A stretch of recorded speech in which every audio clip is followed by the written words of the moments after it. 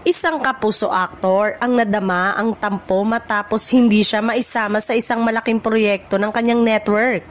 Bagamat matagal na siyang nagbibigay ng kontribusyon at kilala sa kanyang loyalty.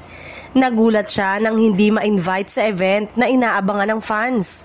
Ayon sa source, simpleng oversight lang daw ito pero ramdam ng aktor ang pagkadismaya. May mga post siya sa social media na nagbigay ng pahiwatig sa kanyang sama ng loob na agad napansin ng kanyang loyal followers.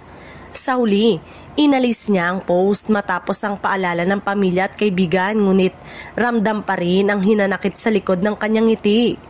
Nag-react naman at may sumusuporta kung bakit nga naman may mga kapuso stars na naiwan lalo sa ganitong sighting. Ang aktor umano ay patunay na kahit sa Kapuso Network, loyalty ay mahalaga at kahit simpleng oversight ay pwedeng magdulot ng tampo sa mga veteranong artista.